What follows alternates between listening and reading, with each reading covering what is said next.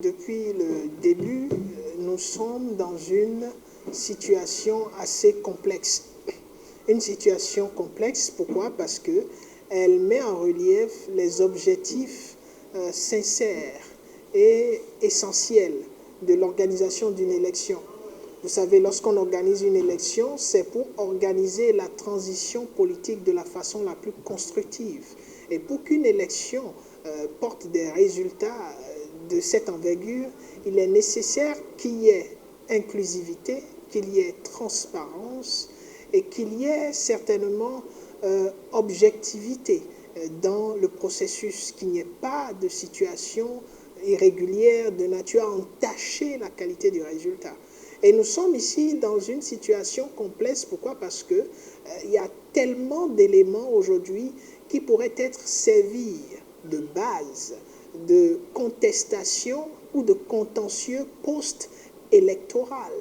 Et c'est ça qui remet en cause tout l'effort qui est fourni lorsqu'on voit que le Conseil constitutionnel recommande que les élections soient organisées dans les meilleurs délais. C'était sa première disposition.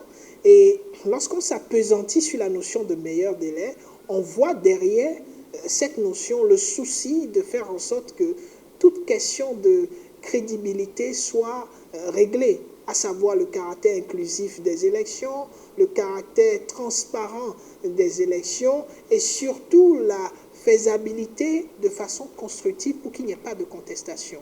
Mais aujourd'hui, compte tenu du fait que nous allons assister à des élections qui seront organisées le 24 mars, qui laissent techniquement à peine 13 jours de campagne, alors qu'initialement on parle d'au moins 21 jours de campagne, qui a vu certains acteurs politiques entamer déjà les campagnes même lorsqu'on avait dit que les élections n'auraient pas lieu.